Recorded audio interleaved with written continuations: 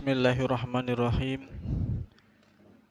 Niat ingsun deres kitab Bulughul Maram.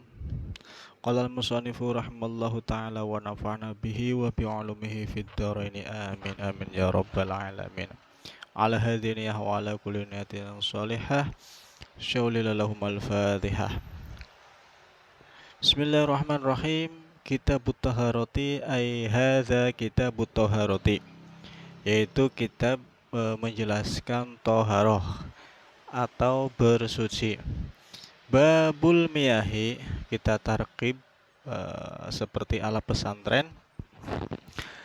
Kitabut toharoti ay hadza kitabut toharoti utawi iki iku kitab toharoh, kitab suci. Babul miyahi ay hadza utawi iki iku babul miyahi martelaaken biro-biro banyu. An Abi Hurairah, hadis yang pertama. An Abi Hurairah radhiyallahu an qala. Ai al hadisu an Abi Hurairah utawi iku an Abi Hurairah utawi hadis an Abi Hurairah saking Abi Hurairah radhiyallahu an. Qala ngendika sapa Rasulullah sallallahu alaihi wasallam ngendikane fil bahri ing dalem mertelaaken banyu segara. Rupane hadis huwa at-tahuru ma'uhu wal hillu maitatuhu. Huwa utawi al-bahr segara iku at-tahuru suci tur nyuciaken. Jadi apa-apa yang ada di dalamnya itu suci, airnya itu suci dan mensucikan. Opo ma'uhu banyune segara.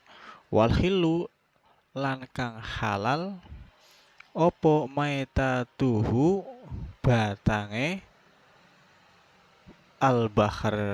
Akhraja ngetoaken hu ing hadis sapa al-arba'atu Imam al-arba'ah Imam papat wa ibnu Abi Syaibah lan Imam Ibnu Abi Syaibah wal lafadhu utawi lafadz hadis iku lahu kadua Ibnu Abi Syaibah wa Ibnu Khuzaimah lan Ibnu Khuzaimah wa Tirmidzi lan Imam Tirmidzi rawalan ngriwayataken hu ing hadis sapa Malikun Imam Malik wa Syafi'i lan Imam Syafi'i wa Ahmad lan Imam Ahmad. Jadi di sini menjelaskan hukum air, ya, hukum air.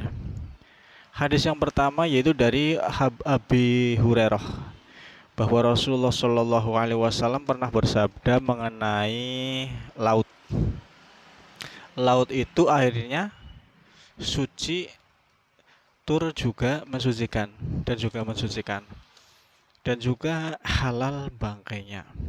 Jadi ikan-ikan yang mati di dalamnya itu halal untuk dimakan. Nah, disebutkan juga oleh Al-Arba'ah, Imam Al-Arba'ah dan Ibnu Syaibah. Sedangkan lafadznya itu menurut riwayat Ibnu Abu Syaibah, Ibnu Khuzaimah dan Imam Tirmidzi itu menilainya sebagai sahih. Hadis ini diriwayatkan oleh Imam Malik, Imam Syafi'i dan Imam Ahmad. Nah, makna hadis itu merupakan salah satu dasar bersuci. Maknanya itu adalah asas atau dasar bersuci yang mengandung banyak hukum dan kaidah penting. Di dalam laut banyak terdapat hewan-hewan yang kadang kadang itu ada yang sering mati di situ. Sedangkan hukum bangkainya itu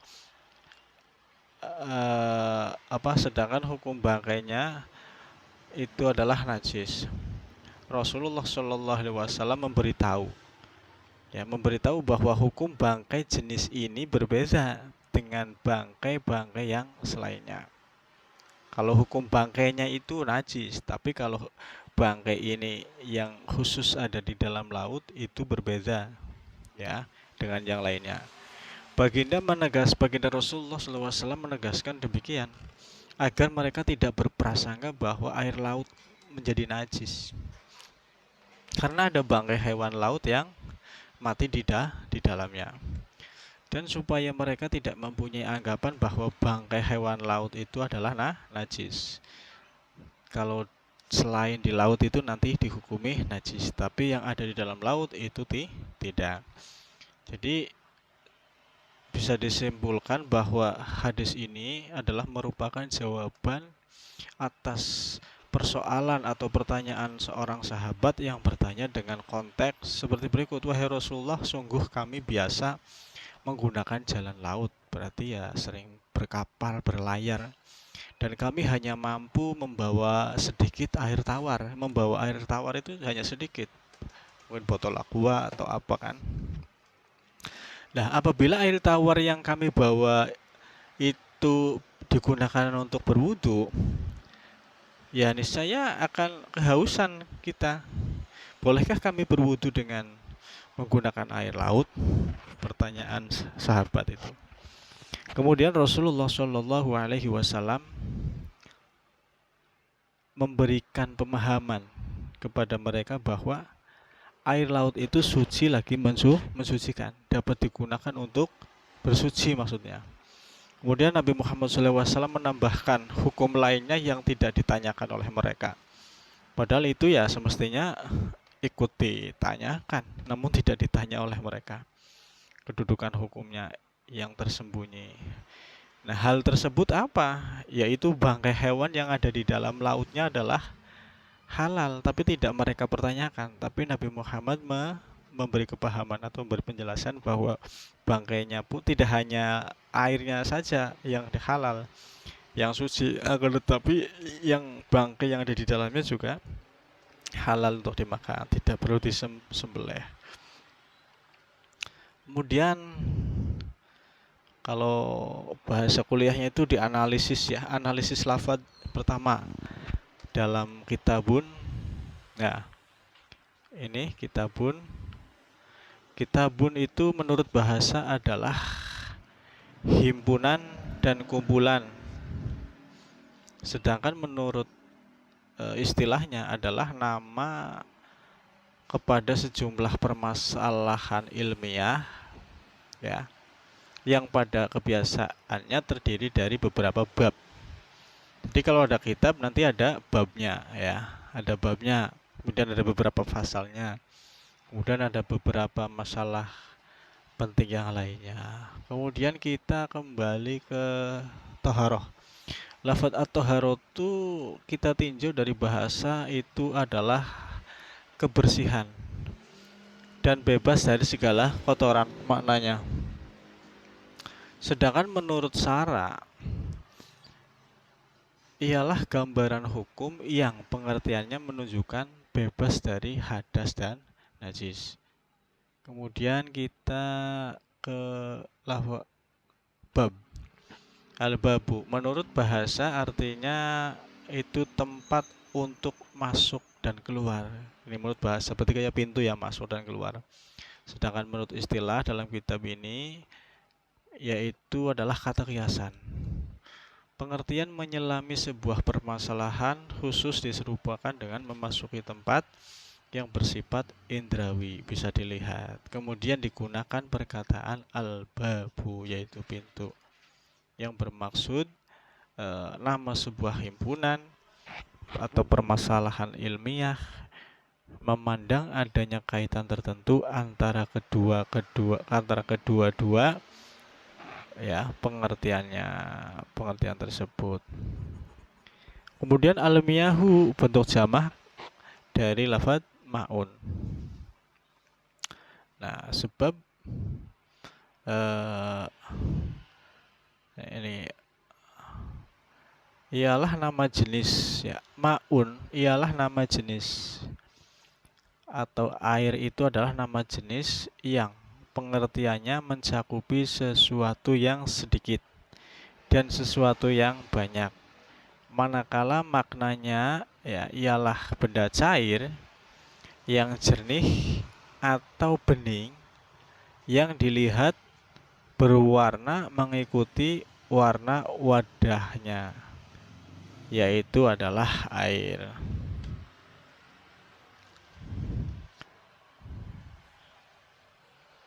Nah, kemudian narkabu al-bahro. Nah, ini maksudnya. Itu kebiasaan mereka menaiki laut. Maksudnya berlayar ya. Memakai jalan laut itu ya naik perahu. Al-bahr dalam hadis ini ialah air laut. Ya, bukan air danau ya, atau sungai. Ini adalah air laut bahr di sini. Nah, kemudian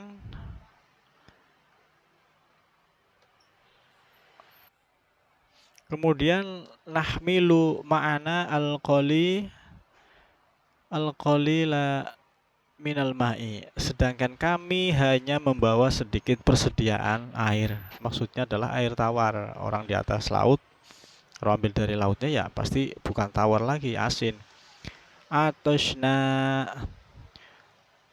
maka ya niscaya kami akan mengalami kehausan karena air tawar kami habis bila digunakan untuk bersuci.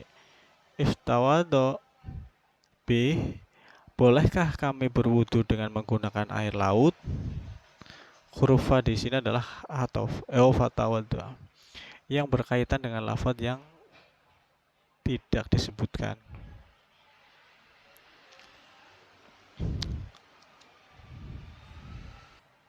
Nah, kemudian bertanya, apakah air laut itu suci lagi mensucikan, lalu kami dapat berwudu dengannya? Mereka bertanya, sesungguhnya mereka tidak berani bersuci menggunakan air laut lantaran adanya alasan-alasan tadi, yaitu karena airnya asin, pahit, berbau anyir. Nah, air yang memiliki ciri-ciri seperti itu tidak dapat diminum, lalu mereka meyakini bahwa air yang tidak dapat diminum juga tidak dapat digunakan untuk bersuci. Itu prasangka mereka. Nah, air laut itu suci lagi mensucikan, itu dijawabnya. Kemudian ini ada pembahasan tentang mubtada dan khobarnya ya. Kita loncat aja. Lah, mana ini? Karena orang yang bertanya merasa ragu sama boleh atau tidak berwudu dengan air laut, lalu Rasulullah menentukan bahwa berwudu dengan air laut itu adalah diperbolehkan. Menerusi sabdanya, laut itu airnya suci lagi mensucikan. Huwa at-tahuru ma'uhu wal hillu maitatuhu. Wallahu a'lam.